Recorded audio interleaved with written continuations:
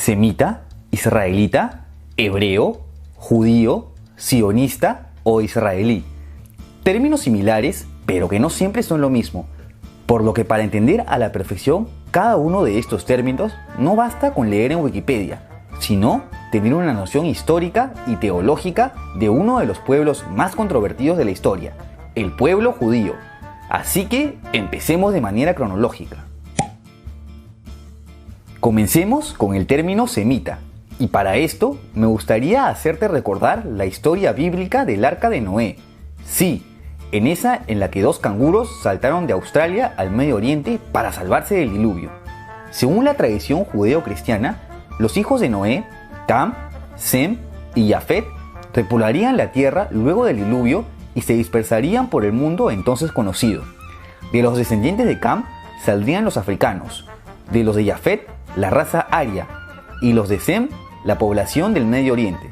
De aquí el nombre semita, que en la actualidad refiere no solo al pueblo judío, sino también a los pueblos de alguna lengua semita que se desarrollarían en el Medio Oriente, por lo que incluiría a los pueblos de habla hebrea, árabe, maltesa, amárico de Etiopía, entre otros. Ahora, me imagino que esto te ha causado confusión porque te consideras antisemita y piensas que por eso solo tienes hostilidad hacia los judíos. Pues la verdad es que estás en lo cierto, ya que el término antisemita se usa exclusivamente para la hostilidad hacia los judíos, aunque ya sabes que semitas no son solo los que odias. Sigamos con los hebreos, el cual es uno de los pueblos semitas que se originaron en Ur, ciudad de la antigua Mesopotamia que es la actual Irak. El gran patriarca Abraham, considerado el primer hebreo, recibiría el mensaje divino de recibir la tierra prometida, Canaán, actual territorio de Israel y Palestina, y en donde sellaría el pacto entre Dios y el pueblo hebreo por medio de la circuncisión. ¡Auch! ¿El corte no pudo ser en otro lado? Abraham tendría varios hijos, entre los que se destacarían Isaac, de donde continuaría la línea del pueblo hebreo, e Ismael, de donde vendría el pueblo árabe. Y aquí es donde entra la gran controversia. ¿Quién es el primogénito que heredaría el título del pueblo elegido por Dios y que recibiría la tierra prometida? Sí, por esta discusión ocurre todo esto.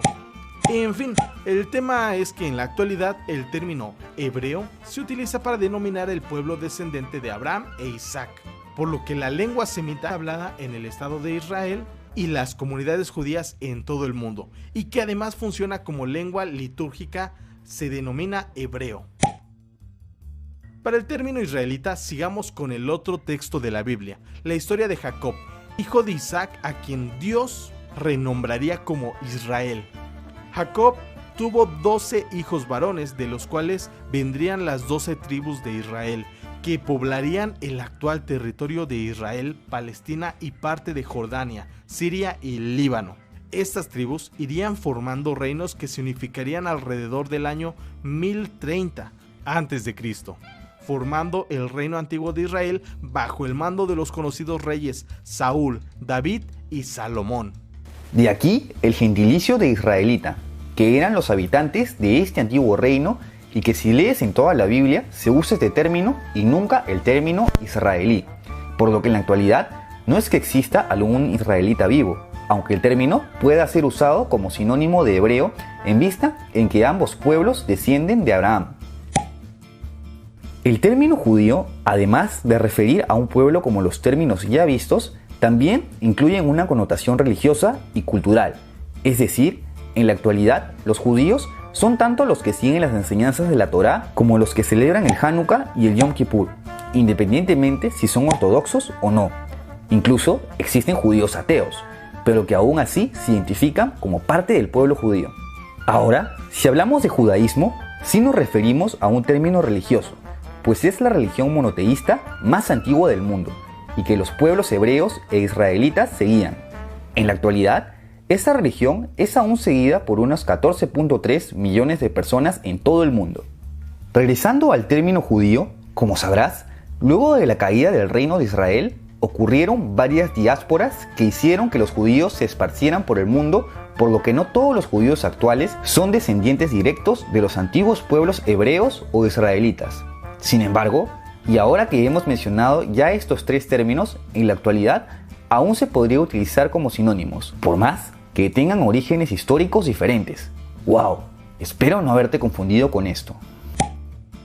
Con el término sionismo ya no nos referimos a un pueblo ni a una religión, sino a un movimiento político acuñado por el judío húngaro Theodor Herzl en su libro Der Judenstaat, en el que se fomentaba la inmigración judía a la tierra prometida, es decir, el actual Israel, y que, como vemos, a la fecha ha tenido resultado desde la creación del Estado de Israel.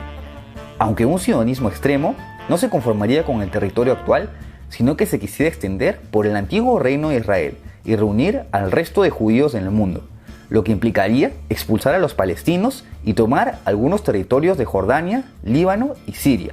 Entonces, ¿todos los judíos son sionistas? Pues lo cierto es que no. Hay colectivos como el Neturei Karta que rechazan cualquier forma de sionismo en vista que creen que a los judíos se les prohíbe tener su propio estado hasta la llegada del Mesías e incluso abogan por la liberación de Palestina. Entonces, para ellos no van estos mensajes, ¿no? Así que ya sabes, si te indignan los abusos contra los palestinos, el término correcto no es malditos judíos, sino malditos sionistas. El último término, y me parece que el más confundido, es israelí, el cual es el gentilicio de los ciudadanos del actual Estado de Israel creado en 1948, es decir, que cuentan con el pasaporte y nacionalidad. Por eso, repito, no confundir israelí con israelita. Al ser el actual Israel un Estado laico, no necesariamente todos los israelíes son judíos, y como ven, hay minorías considerables de musulmanes y cristianos. Asimismo, no todos hablan hebreo, hay otro porcentaje considerable que habla árabe. ¿Ya ves la importancia de no confundir estos términos? En fin, espero haber podido aclarar algunas dudas con estos términos, que si bien, como dije hace un momento, a veces pueden significar lo mismo, los orígenes de cada uno tienen diferencias históricas y teológicas. Si te ha gustado este video, no te olvides de apoyarme con un like, de dejar tu comentario y de suscribirte a mi canal para estar al tanto de más contenido. ¡Hasta la próxima!